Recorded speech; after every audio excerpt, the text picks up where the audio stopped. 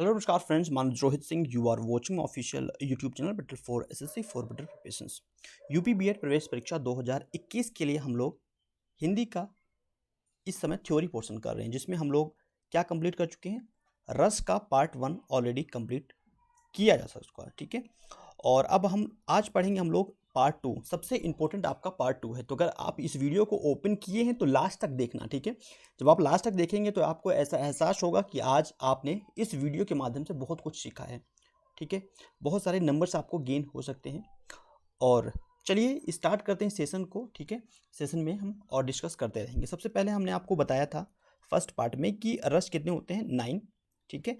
9 की मान्यता है और 11 की मान्यता है, 9 रस होते हैं, ठीक है। तो एक ये होता है और भरत मुनि ने 8 माना है, तो 3 पॉइंट को याद रखना है, ठीक है। ओके, क्लियर है। तो अब हम बात करेंगे 11 पूरे रसों की। तो रसों का परिचय में स्टार्ट करते हैं। सबसे पहले हम बात करेंगे श्रृंगार रस। श्रृंगार रस, ठीक है। नाम से ही, शब्द से ही समझ में आ रहा है कि श्रृंगार, जो महिलाएं होती हैं वो क्या करती हैं, वो श्रृंगार करती हैं, सजती हैं, ठीक है। उसको बोलते हैं श्रृंगार। देखो, श्रृंगार रस दो होते हैं। एक होता है संयोग, देखो एक होता है संयोग श्रृंगार, एक होता है वियोग, ठीक है। श्रृंगार रस दो होते हैं। श्रृंगार रस का अस्थाई भाव क्या होता है, तो एग्जाम में सबसे इंपॉर्टेंट पूछा, श्रृंगार रस का अस्थाई भाव होता है रति, ठीक है। रति नामक अस्थाई भाव ही श्रृंगार रस में परिणत हो जाता है। देखिए, जब नायक नायिका के मिलने के प्रसंग में, जब नायक और नायिका मिलते हैं, एक प्रेमी प्रेमिका से मिलता है, तो होता है संयोग श्रृंगार। क्या होता है, संयोग श्रृंगार। और जब वही नायक नायिका जुदा होते हैं, बिछड़ते हैं, तो होता है वियोग श्रृंगार, ठीक है। उनके विरल में वियोग श्रृंगार होता है। यही चीज इसमें कहा गया है। अस्पष्ट चीजें हैं। अब श्रृंगार रस को डियर एक नाम और याद रखिए, एक नाम से इसको और जानते हैं, एग्जाम में कई बार रिपीट किया गया है, रसराज, ठीक है। इसको रसराज नाम से भी जाना जाता है। तो ये एग्जाम में पूछा गया है, बीएड के एंट्रेंस एग्जाम में ये पूछा गया है। ओके, तो ये चीजें आपको याद रखना है, श्रृंगार रस। अच्छा, इसका मुख्य बिंदु क्या होता है, अगर हम बात करें मुख्य बिंदु के बारे में बात करें, अगर श्रृंगार रस का मुख्य बिंदु क्या होता है, नायिका, ठीक है। नायिका इसका, इस पूरे रस का मुख्य बिंदु होता है, ठीक है। क्लियर है। आगे बढ़ते हैं। अब बात करेंगे वीर रस के बारे में, ठीक है। वीर रस के बारे में डिस्कस करेंगे, इंपॉर्टेंट है। तो वीर रस, सबसे पहले इसका वीर रस का अस्थाई भाव, एग्जाम में यही पूछ जाएगा कि भाई वीर रस का अस्थाई भाव क्या होता है। वीर रस, इसका अस्थाई भाव होता है उत्साह, ठीक है। वीर रस का अस्थाई भाव क्या होता है, अस्थाई भाव क्या होता है, उत्साह। और इसका मुख्य बिंदु क्या होता है, मुख्य बिंदु कौन होता है, शत्रु। इसका मुख्य बिंदु होता है शत्रु, ठीक है। शत्रु इसका मुख्य बिंदु होता है। शत्रु, देखो वीर रस, जब हम अपने प्रतिद्वंदी को देखते हैं, अपोजिशन वाले को देखते हैं, मतलब प्रतिद्वंदी हो, हमारे खेल में प्रतिद्वंदी हो, या हमारा एक प्रकार से युद्ध के मैदान में हम जब जाते हैं, तो हमारे अपोजिशन जो होता है, उसको देखकर हमारे अंदर वीर रस जागृत होता है, ठीक है। तो इसका मतलब यही है। क्लियर है। तो इसका जो आलम्बन था, या इसका मुख्य बिंदु हम बोल सकते हैं, ठीक है, शत्रु होता है। उत्साह नामक अस्थाई भाव होता है, वीर रस में परिणत हो जाता है। इसका मतलब यही है टोटल। अब वात्सल्य रस के बारे में बात करते हैं। वात्सल्य रस, तो देखिए वात्सल्य रस का अगर हम बात करें, वात्सल्य रस, इसका मुख्य बिंदु क्या है, मुख्य बिंदु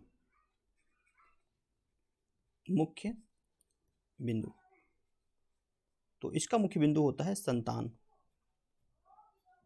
या पुत्र, ठीक है, एक ही चीज है। क्लियर है, संतान या पुत्र। वात्सल्य नामक अस्थाई भाव ही विभावादि के संयोग से वात्सल्य रस के परिणाम परिणत होता है।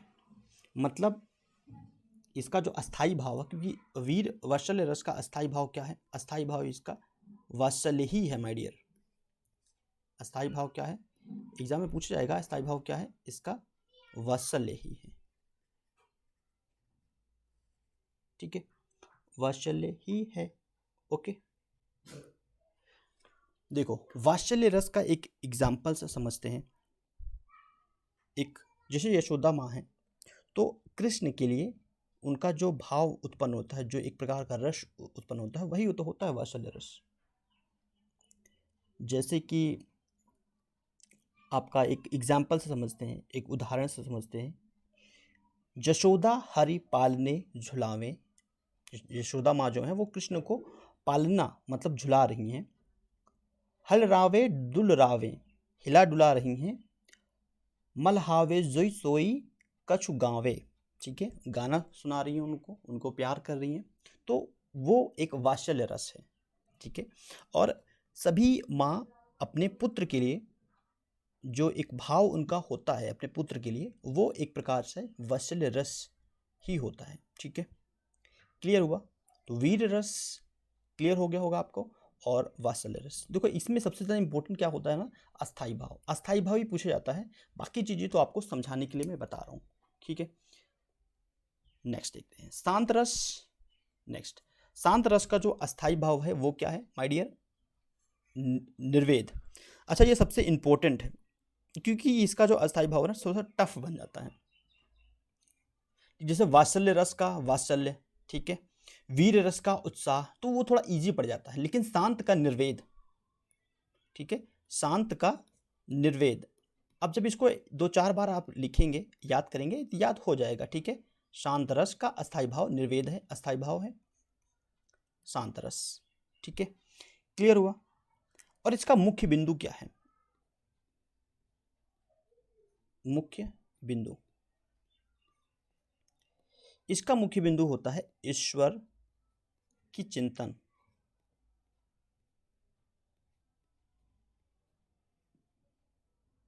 चिंतन, देखो जब हम ईश्वर की पूजा पाठ करते हैं, ईश्वर की चिंतन करते हैं, जैसे मान लीजिए कोई बाबा हो और वो भगवान में लीन रहते हैं, परमात्मा में लीन रहते हैं, उनका मन बहुत शांत होता है। ठीक है, शांत रस होता है। क्लियर हुआ? तो जब हम सत्संग में जाते हैं या हम मंदिर में जाते हैं, ठीक है, और वहाँ जब हम देखते हैं कि जो ज्ञानी व्यक्ति होता है वो काफ़ी शांत होता है, तो वहाँ उनके भाव से जो हमें मिलता है वो एक शांत रस मिलता है। समझे? समझ गए? चलो, तो इंपॉर्टेंट वही चीज़ मैं बता रहा हूँ, सबसे इंपॉर्टेंट तो यही है कि भाई शांत रस का अस्थाई भाव क्या है? निर्वेद। बाकी चीज़ें नहीं आती हैं। ठीक है, अस्थाई भाव सबसे इंपॉर्टेंट है, बाकी समझाने के पॉइंट ऑफ व्यू से मैं आपको समझा दे रहा हूँ। हास्य रस। अब हास्य रस क्या होता है? देखो, किसी व्यक्ति के विकृत रूप, मान लीजिए कोई व्यक्ति है, जोकर को हम देखते हैं, तो जब हम जोकर को देखते हैं तो हमारे अंदर हास्य रस उत्पन्न होता है। देखो हास्य रस का जो अस्थाई भाव है, अगर इसका अस्थाई भाव बोले तो हास्य होता है ना, तो याद करने की बात नहीं होगा, इसी से आ जाएगा। तो हम किसी, मान लीजिए किसी जोकर को देखते हैं, या मान लीजिए किसी के विकृत शरीर, मतलब किसी को छोटा शरीर देख लें, हम बोने को देख लेते हैं, या ऐसे कोई व्यक्ति देख लें जो बहुत लंबा हो, 7 फुट का हो। ठीक है, जैसे खली को, तो खली को देखकर एक अजनबी इंसान अगर खली के बारे में नहीं जान रहा है कि वह एक रेसलर है, तो उसके ऊपर थोड़ा सा आश्चर्य होगा, थोड़ा सा हास्य भी कर सकता है। लेकिन हम लोग को पता है कि खली कौन है, तो हम रिस्पेक्ट के भाव से देखते हैं ना। तो वही चीज़ मैं बता रहा हूँ, कोई बहुत लंबा व्यक्ति हो या कोई बोना व्यक्ति हो या कोई जोकर हो, जिन्हें हम देख के हमारे अंदर एक हास्य भाव उत्पन्न होता है। वेशभूषा, कोई उल्टा सीधा वेशभूषा पहन ले, ठीक है, तो भी हमें हंसी आती है। या किसी की वाणी, किसी के शब्द थोड़े से अलग हो, नॉर्मल ना हो, जैसे हम लोग नॉर्मल बोलते हैं, कुछ अलग वाणी हो, तो हो सकता है उसमें भी हास्य भाव आ जाता है। चेष्टा आदि से हास्य रस उत्पन्न होता है। ठीक है, तो क्लियर हुआ? और हास्य इसका क्या है? इसका अस्थाई भाव है। इतना इनफ है। ठीक है, नेक्स्ट बात करें भयानक रस। देखो, किसी भयप्रद वस्तु व्यक्ति या स्थिति का ऐसा वर्णन जो मन में भय का संचार करे, भयानक रस की व्यंजना करता है। ओके, इतनी सी बात क्लियर हुई आपको?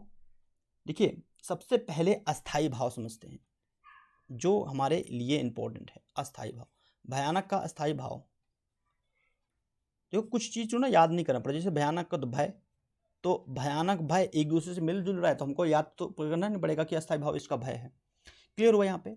और भयानक रस हमें कब जागृत होता है, कब हमारे अंदर आता है? मान लीजिए हम कोई हॉरर मूवी देख रहे हैं और कुछ डरावनी चीज़ें देख लें, मान लीजिए जैसे कि लोग डरावनी चीज़ें सेंस मतलब मान लीजिए शमशान आप देख लिए, शमशान चले गए तो वहाँ पे क्या होता है, एक भयानक हमें भय लगता है, भय लगता है ना, तो वो हमारा अस्थाई भाव क्या होता है, भय होता है। भयानक रस का अस्थाई भाव भय होता है।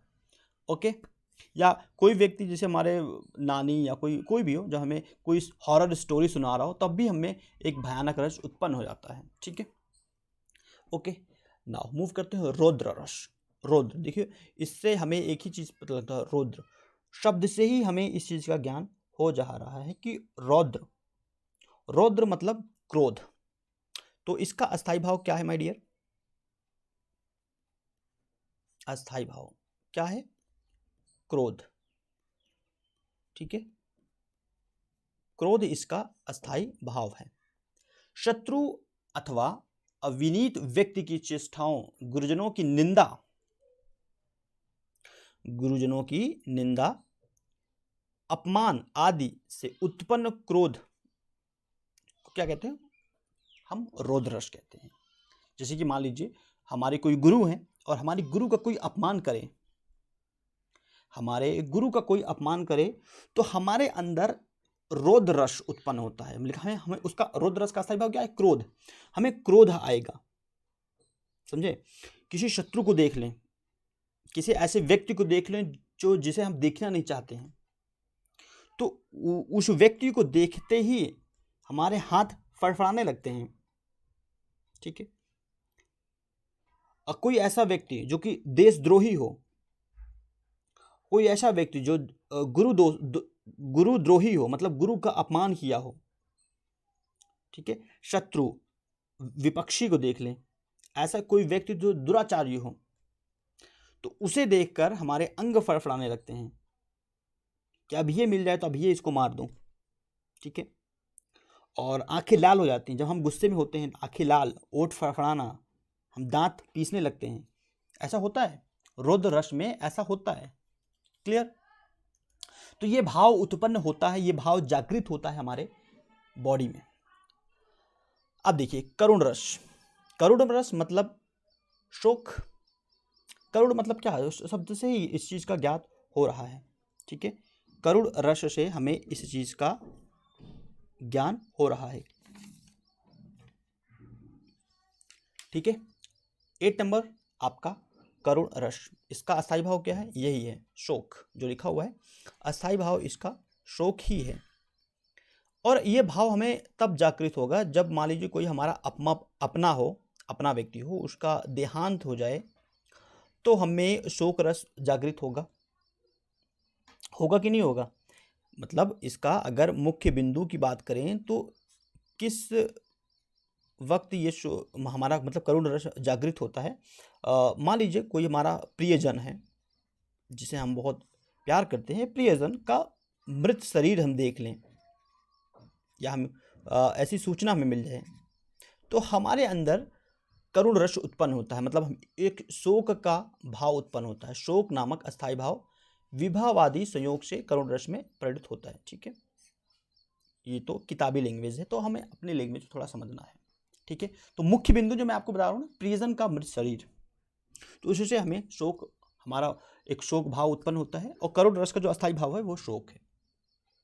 नेक्स्ट देखते हैं अद्भुत। अद्भुत रस किसी असाधारण वस्तु या दृश्य को देखकर मन में विस्मय, विस्मय मतलब क्या होता है भाई? विस्मय मतलब होता है आश्चर्य, आश्चर्य। और अद्भुत का अस्थाई भाव क्या है?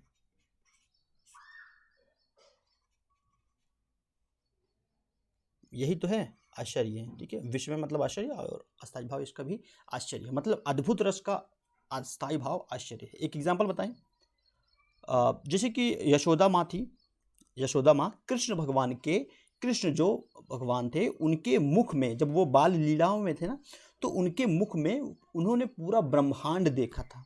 याद है आप लोगों को? यशोदा माँ कृष्ण भगवान के मुख में, मतलब उनके मुंह में पूरे ब्रह्मांड देखा था, पूरी पृथ्वी उनको दिखा था। तो वो क्या, कैसा दृश्य था? वह एक ऐसा दृश्य था जिससे कि वो उनको आश्चर्य हुआ। ठीक है, तो जब वहां पर जो भाव उत्पन्न हुआ यशोदा माँ के अंदर, जो भाव उत्पन्न हुआ वो था आपका आश्चर्य, अद्भुत रस। ठीक है, वहां जो रस उत्पन्न हुआ वो था अद्भुत रस।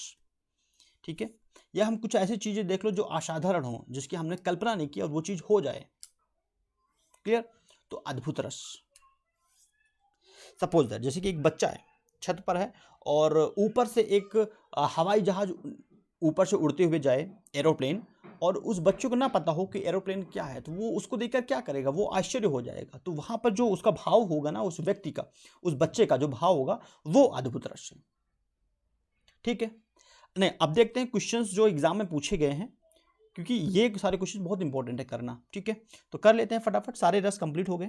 एक भक्ति रस बचता है, तो भक्ति रस वही है भाई कि अगर हमें किसी भगवान की, मतलब एक भगवान है, गॉड है, जैसे कि आपका सूर्य वो थे, कबीर दास थे या तुलसीदास थे, तो वो उनका जो भक्ति उत्पन्न होता था कृष्ण भगवान के लिए। ठीक है, तो वो रस है, तो उसमें वो रस उत्पन्न होता है। क्लियर है?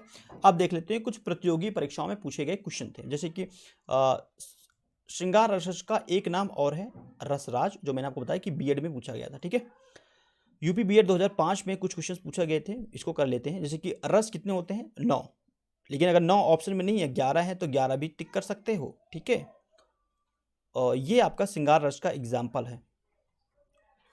ऊधो मोहि ब्रज बिसरत नाही, उद्धो मोहि ब्रज बिसरत नहीं, हे उद्धो मुझे जो ब्रज है, वो ब्रज की धरती है, वो मैं भूल नहीं पा रहा हूं। हंस सुता की सुंदर गगरी, दुमरन की छाई। ठीक है, यह एक श्रृंगार रस है, श्रृंगार रस।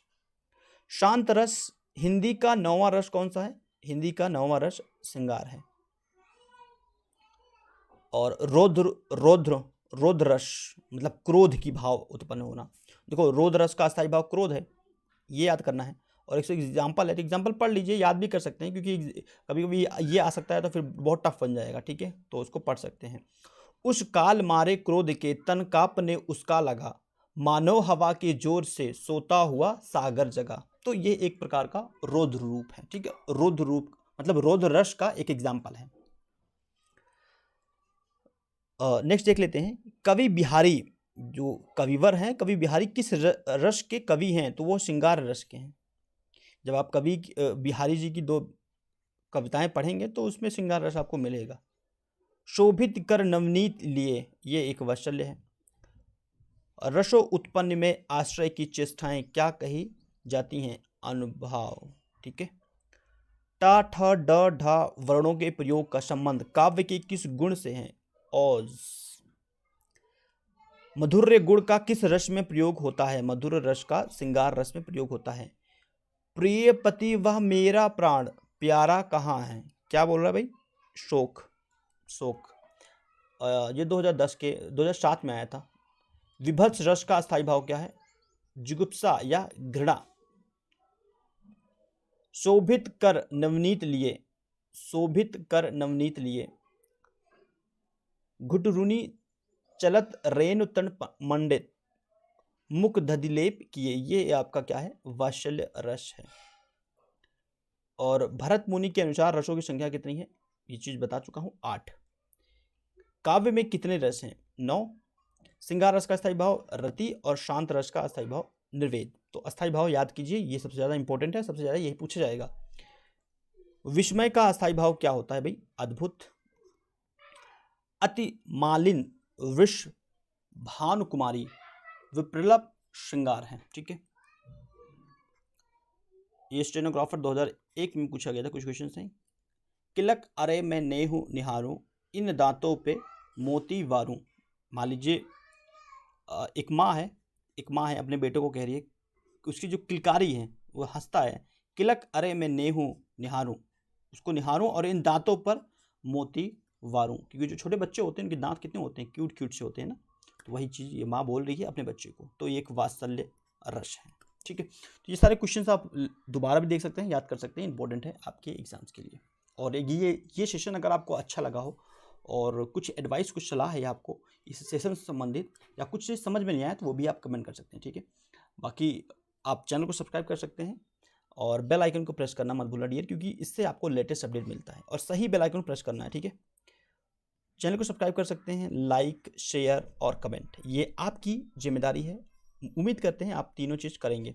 And thank you for watching this video. Next video फिर से मिलते हैं, तब तक के लिए धन्यवाद फ्रेंड्स।